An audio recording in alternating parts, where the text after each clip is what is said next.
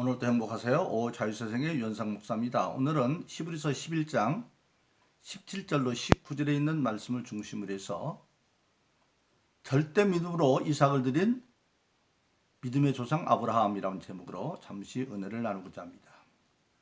오늘 여러분들 세상에는 모든 부모들은 자기 자녀들이 제대로 성장해서 마침내 결혼해서 가정도 이루고 또 그들 또한 자녀를 낳아서 당당한 부모로서 자기가 살고 있는 한 시대의 성인으로 살아가기를 다 원합니다. 하나님 또한 우리 모든 신앙들의 같은 마음을 가지고 있습니다. 왜냐하면 하나님은 가장 가까운 개념으로 보면 하늘에 계신 우리 아버지시기 때문에 그렇습니다. 예수님께서 제자들에게 주기도문을 가르치면서 하늘에 계신 우리 아버지여 그렇게 가르쳐 주었습니다. 그전에는 이스라엘 백성들은 하나님을 만물을 창조하신 창조주 하나님으로 알았습니다. 그때는 엘로힘 하나님 그렇게 불렀습니다. 또 그 하나님께서 천지를 창조할 때 누구의 도움도 받지 않냐고 전능하신 능력으로 천지를 창조하셨다고 할 때는 엘샤다 하나님, 전능하신 하나님, 그리고 그 하나님이 천지를 만드실 뿐만 아니라 천지 만물을 주관하시는 주인된 하나님이랄 때는 아도나이 하나님 그렇게 말했습니다.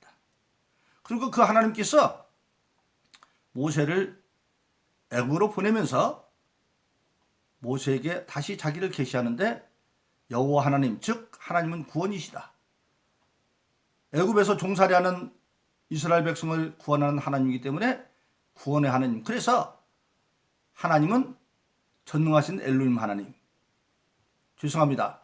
창조주신 엘로힘 하나님, 전능하신 엘소다 하나님, 그리고 주인 되신 아도나이 하나님, 구원의 여호와 하나님 그랬는데 예수님이 오셔서 제자들에게 기도를 가르치면서 하늘에 계신 우리 아버지여. 지금 우리는 믿는 사람마다 다 하나님을 아버지라고 부릅니다만은 그 당시 유대 사람들에게 있어서 그 제자들은 청천벽력하던 소리입니다. 아니 전능하사 천지를 창조하신 온 세상을 주관하시는 구원의 하나님이 내 아버지라니. 여러분 생각해 보세요. 엄청난 거죠. 바로 그렇습니다. 하나님은 하늘에 계신 저와 여러분들 믿는 사람의 아버지십니다. 그럴 때는 성경은 예수님은 누구냐? 예수님은 맏아들이다 그렇게 되어 있습니다. 히브리서 1장 6절에 보면 예수님은 맏아들이고 또 로마서 8장 29절에도 보면 예수님은 맏아들이다 그렇게 되어 있습니다. 그런데 하나님 우리 아버지이기 때문에 맏아들인 예수님처럼 우리 모든 사람들도 그 예수님의 분량이 늘도록 성장하기를 원합니다. 그래서 에베소 4장 13절은 결국은 우리 모든 믿는 자들이 과정을 거치고 나면 그리스도의 장성한 분량까지 이룰 수 있다고 말씀을 하셨고, 예수님도 친히 요한복음 10장 11로 14절에 말씀하시기를 믿는 자는 내가 하는 일을 너희도 할 것이다 그렇게 말하고 있습니다. 그렇기 때문에 오늘 저와 여러분들 모든 신앙인들은 하나님의 자녀로서 하나님의 궁극적인 소원은 저와 여러분들이 신앙이 장성해서 맏아들인 예수님의 분량까지 이르기를 원하고 있고 성경은 그렇게 할수록 보증하고 있습니다. 그런데 그것을 구체적으로 말씀하고 있는 것이 요한일서 2장 12절로 14절입니다. 요한일서 2장 2절로 12절로 14절은 성경을 기록한 목적을 3단계로 말하고 있습니다. 자녀들아, 내가 이것을 기록한 것은 너희가 죄로부터 사함받았다며 죄로부터 사함받았다면 하나님을 아버지로 알았다. 즉 자녀의 믿음은 성경을 기록한 목적은 하나님의 자녀되게 하는 것인데 그 자녀가 되는 건 뭐냐? 죄로부터 사함받아서 예수를 믿고 죄로부터 사함받아서 하나님이 아버지로 아는 정도의 수준, 그것이 바로 자녀의 믿음입니다. 근데 그 자녀는 유대 나라의 기준은 7살, 만 7살 아래가 자녀입니다. 그 자녀는 하나님의 자녀가 됐지만 자립할 능력이 없어서 어린아이 같은 믿음입니다. 그래서 요한복음 죄송합니다. 고린도전서 3장에 보면 어린아이 같은 믿음은 밥도 못 주고 죽으로만 먹는 그런 수준인데 영적으로는 거듭이 났지만 하는 짓은 똑같이 안 믿는 사람은 똑같아서 시기와 분노가 있는 그런 어린아이 시절이 바로 자녀의 믿음 때입니다. 그러나 그는 거듭났기 때문에 자녀입니다. 하나님의 자녀입니다. 애들이 어려서 똥오줌 다 싸면 옆에 사람이 치워주는 그런 단계죠. 근데 그 신앙이 자라서 두 번째 성경의 목적을 보면 기록하는 목적을 보면 청년들아 내가 이것을 기록한 것은 하나님의 말씀이 너희 안에 계시며 너희가 악한 자를 이겼다. 이제 신앙이 자라서 청년의 믿음이 되어지면 하나님의 말씀이 그 안에서 능력이 되어져서 악한 마귀를 이기는 즉 고린도서 12장에 있는 성령의 9가지 은사들이 나타나서 각자 맡긴 대로 지금 감당하는 권능이 나타나는 때가 청년의 믿음입니다. 근데 청년의 믿음으로 다 된 게 아니죠. 왜냐하면 청년의 믿음은 힘도 있고 적극적이지만 그러나 아직 사랑이 부족합니다. 왜? 부모가 되어보지 않았기 때문에. 그런 청년의 믿음을 가진 사람들이 교회 일꾼이 되어지면 자기 마음에 맞으면 줄뚱살뚱 잘합니다. 그런데 자기 마음에 안 맞으면 톡 토라져가지고 다른 교회로 옮기거나 교회에서 말썽을 피우죠. 근데 그 단계를 지나서 이제 요한일서 2장 12절 14절에 보면 아비들아 내가 이것을 기록한 것은 너희가 태초에 계신 일을 알았다. 이제 아비가 되었습니다. 정말 결혼해서 자녀들이 가서 자기도 자녀고 부모가 되는 것처럼 아비의 믿음이 되었어요. 아비의 믿음들은 뭐냐? 아비들아 내가 태초에 계신 일을 알았다. 이 태초에 계신 이 하나님은 앞에 정관사가 없어서 창세기 1장에 천지를 창조할 때도 정관사가 있습니다. 창조의 시기가 있어요. 그런데 이때는 창조 이전에 영원부터 계신 하나님에 대한 오해가 다 없어서 하나님을 알게 되어서 우리가 사람끼리 말하죠. 사람이 많으면 말로 보다면 눈빛만 보고도 서로 마음이 통하듯이 그런 하나님과 이심전심이 되어지는 그런 단계가 이루어지면 하나님에 대한 오해가 사라져 버립니다. 그게 하나님에 대한 절대 믿음이죠. 그래서 신앙은 잘하면 거기까지 가는 겁니다. 그것이 바로 예수님의 장성한 분량까지 이르는 것을 우리가 알게 되어집니다. 그런데 우리가 믿음의 예수님 아브라함이 바로 창세기 12장에서 하나님의 부르심을 받고 순종한 뒤에 창세기 22장 이삭을 바칠 때 되어지면 그런 절대 믿음의 사람이 되어집니다. 하나님께서 창세기 12장에 보면 아브라함을 부릅니다. 그래서 아브라함에게 제안을 합니다. 네가 네 아비와 본토와 친척을 떠나서 내가 지시한 땅으로 가라.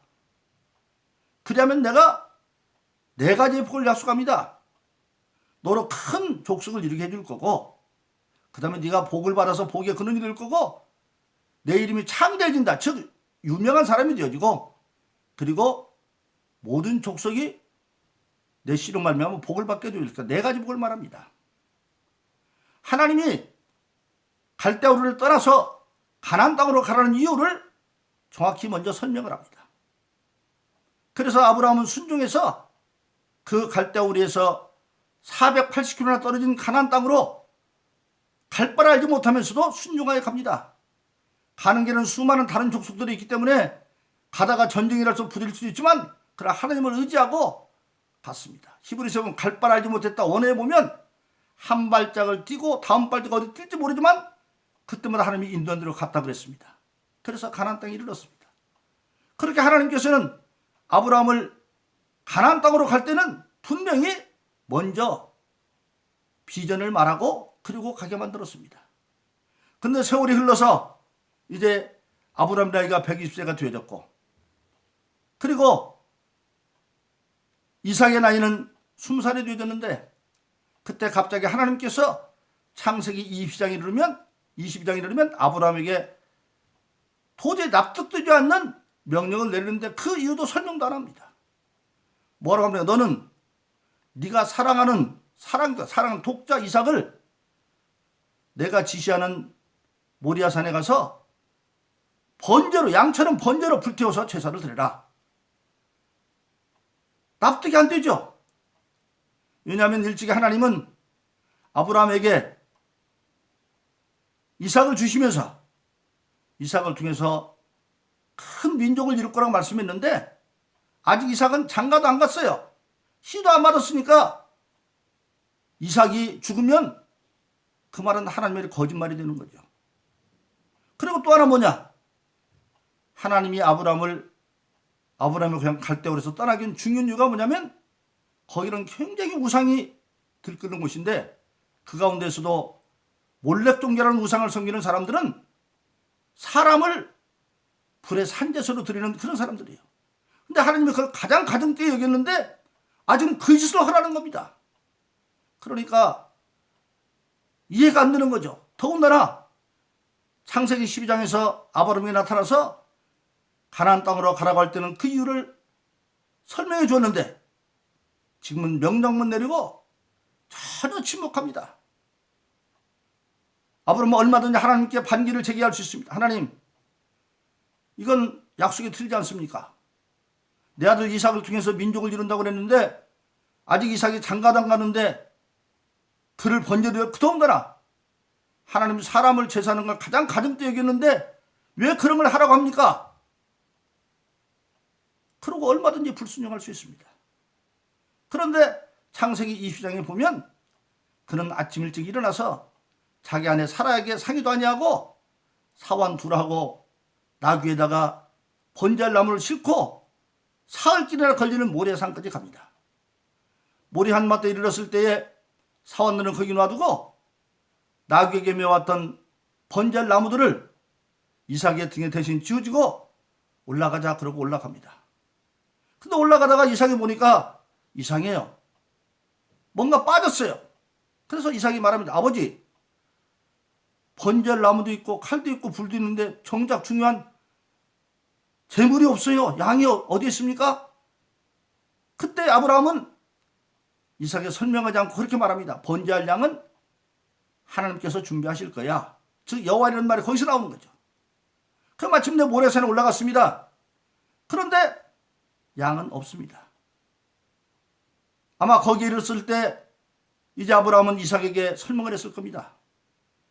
하나님도 네 사랑하는 이삭을 그렇게 말한 것처럼 이삭아, 내가 너를 사랑하는지 알죠 아버지.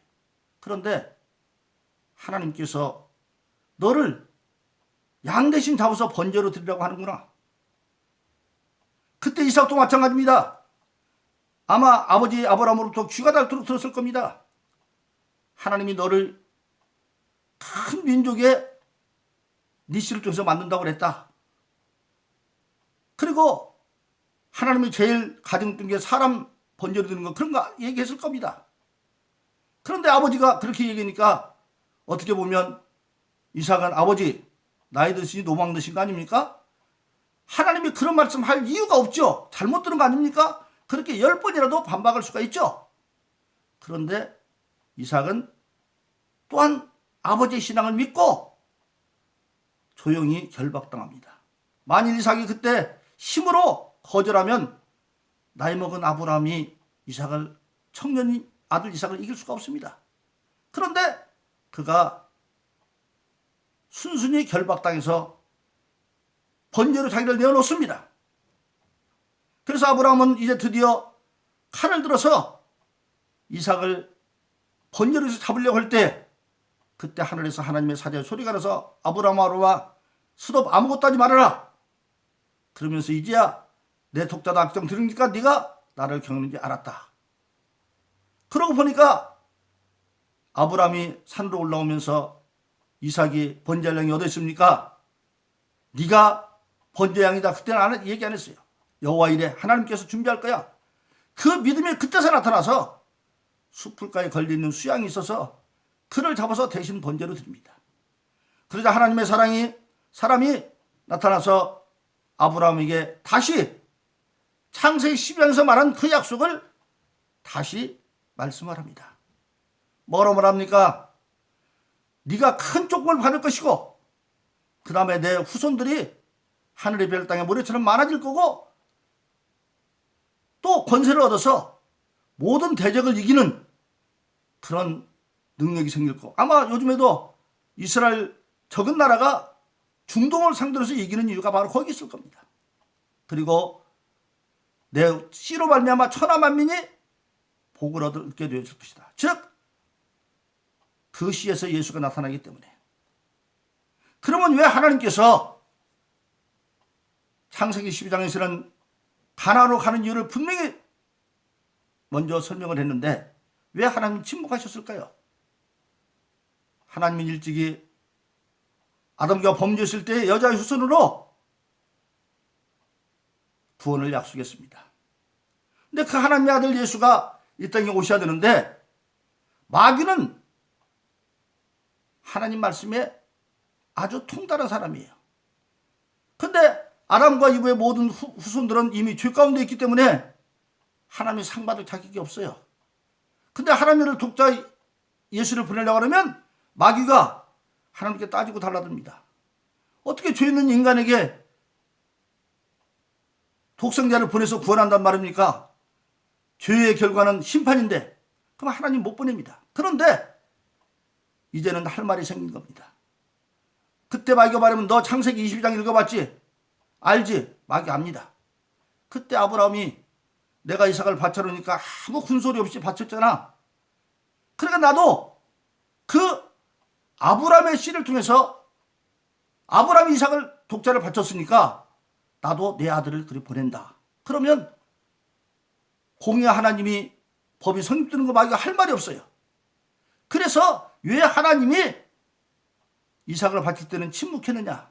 만일 다 설명하면 마귀가 뻔히 아니까 그거 다 짜고 치는 고수도 아닙니까? 그렇게 말할 거예요. 그러나 진짜로 아무 말도 않고 했는데도 불구하고 아브라함이 순종했기 때문에 마귀도 할 말이 없는 거예요. 그런데 그때 아브라함이 순종한 이유가 어디에 있었느냐? 오늘 본문 히브리서 11장 17절 19절을 보니까 아브라함이 두 가지를 깨달았다는 겁니다. 첫째, 하나님은 반드시 약속을 지키는 분이시다. 이후에 기록된 성경 민수기 23장 19절에서도 하나님이 인간이 시건치 않는다. 이삭을 통해서 큰 민족을 이룬다고 약속하신 그 약속은 반드시 이루어질 것이다.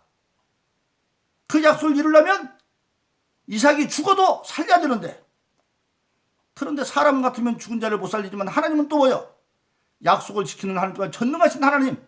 그러니까 죽은 자도 살릴 수 있게 그 믿음을 가지고 이삭을 드렸다고 오늘 히브리서 11장 17절로 19절은 말씀하고 있는 것입니다. 바로 그렇습니다. 그래서 하나님께서 아브라함에게 아무 말도 하지 않았지만 아브라함은 아비의 믿음의 수준에 이르렀기 때문에 하나님에 대한 의도를 알고 이삭을 드렸고, 그래서 아브라함은 마태복음 1장에 보면 아브라함과 다윗의 자손 예수 그리스도의 세계라. 예수님이 오시는 길에 첫 번째 아브라함과 다윗의 자손 예수 그리스도로서 믿음의 조상이 된 것을 우리가 알게 되어지는 것입니다. 바로 그렇습니다. 오늘 저 여러분들이 신앙생활할 때 가장 중요한 것은 바로 뭡니까? 때로는 하나님께서 우리에게 요구하시는 것, 명령하시는 것이 합당치 않을 것 같은 생각이 있습니다. 그때 우리가 알 게 있어요. 하나님이 하시는 말씀이 이해가 안 되면 그때 우리가 로마서 8장 31절 30절 생각해야 됩니다. 로마서 8장 31절은 뭐라고 말합니까? 하나님께서 유의하시면 누가 우리를 대적하겠느냐? 그 아들을 아낌없이 주신 하나님이 그 아들과 함께 우리에게 모든 것을 은사로 주시기는 무엇을 아끼겠느냐? 즉 하나님은 아들 예수를 주신 것처럼 아무것도 아끼지 않는 그 하나님, 사랑의 하나님. 또 예수님 말하면 좀 마태복음 7장에서 기도해서 구하라 찾으라 주라 그러면 구하는 자가 없고 찾는 자가 찾고 두는 자 열리는데 그때 하나님 말하는 겁니까? 세상에 약한 부분도 자기 자식들은 좋은가 하는데 하물며 하나님이 구하는 데 좋은 걸 주지 않겠느냐? 하나님은 세상의 부분보다 더 좋은 걸 준다. 그런 하나님에 대한 본질을 이해하고 그 당시는 이해되지 않지만 순종하면 그것이 바로 절대 믿음입니다. 그러므로 저 여러분들도 아브라함처럼 비록 납득되지 않는 명령이 나에게 올 때라도 그 행위로는 이해가 되지 않지만 하나님의 근근 절대 믿음을 가지고 온전히 순종해서 하나님의 계획에 동참하고 그 하나님의 계획을 이루어드리는 그런 저 여러분 되기를 예수 이름으로 축원합니다. 오늘도 행복하세요. 오 자유세상의 유현상 목사였습니다. 감사합니다.